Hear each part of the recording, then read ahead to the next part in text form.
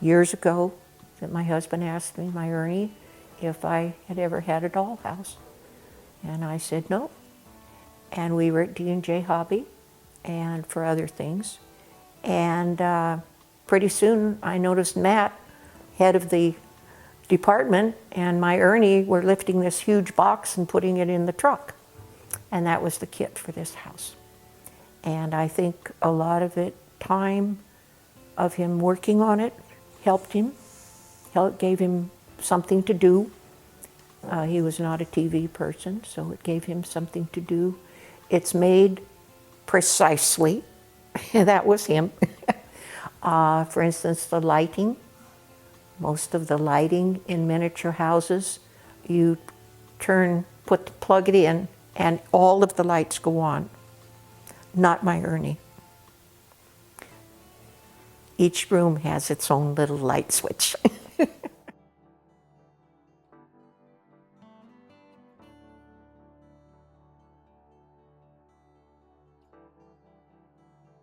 My father decided he wanted to pass away at home. He was most comfortable there. He didn't want the hospital or anything else. We live out in the middle of nowhere. I mean, 3/4 mile from anybody and everything else. And it's a narrow dirt road. It's this, it's that. Hospice was the only way we could satisfy father's request. If it wouldn't have been for hospice, there's not a chance we could have done it. We are donating to hospice because of the care that was given when my husband had the cancer many years ago. And they came out to help take care of him, to bathe him, all the things that were necessary when the time came for those different things. And then, of course, especially the night that he passed away. It was a very stormy night, and it was midnight, and they came. And so the lady said, I don't care what time, you call me. So it was about midnight, and I called, and she said, give me time to get my clothes on and drive out, and I'm on my way. Don't do anything. And it was just a raging storm. Oh, it was horrible. It was raging, and I mean, at that point, we have no idea if the road's open, not open, because I mean, we got 3/4 mile of dirt road. I mean, limbs come down, trees come down. Have no idea if the road's open, not open, what have you. She's coming, okay. She was there and stayed until the funeral people, she called them. We had everything taken care of. But she called them, stayed, waited. I waited for Jeff. By now it's morning. And it never made you feel rushed or anything. No. It made you, No. I mean, there was absolutely no, it wasn't like business of, okay, I got this done, this. It wasn't that way at all. It was No. all very, very caring and how were we holding up and, everything else. And we had arranged everything the best you can, but I mean, you still got all the details right. And they just know it, and they know it very, very well. And made everyone feel really comfortable. I mean, as comfortable as you can at that time. Yeah. Right? So no, it was wonderful. And then Wonderful calls experience. afterwards. Mm-hmm. The follow-up was great. We chose not to do a lot of the follow-up, but it was nice to know that you had that service if you wanted it, right? Because you're never quite sure if you're going to need it or don't need it, Some people do, some people don't, but it's a great service. They not only worry about who they're caring for, but the people that are doing the caring also.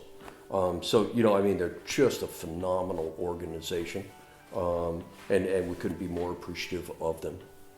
And they just did a wonderful service. And then when we decided, okay, it's time to do something with the house, and we've discussed it for multiple years, right? And then we really decided, it was really, hospice was able to fulfill my father's wishes, and we thought we could give back and help the organization. And so, that's why we donated the house.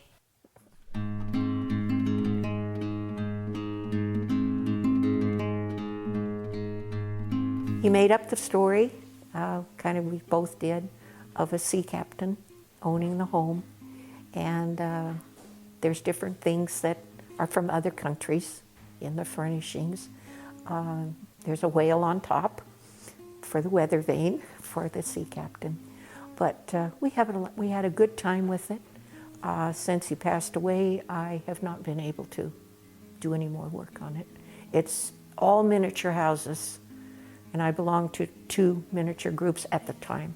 And a miniature house is never ending. There's always something more that you want to do. Anything in the real world is made in miniature. There's someone that has made these teeny tiny things. There's little jars of preserves, things that have been canned. The turkey, the famous turkeys. There's the raw turkey and then the cooked turkey. But there's things for it to be decorated for Christmas. Never got done. There's a jack-o'-lantern being carved on a piece of newspaper. There's an Easter basket and the eggs being dyed and all those special things. So that's the story of it.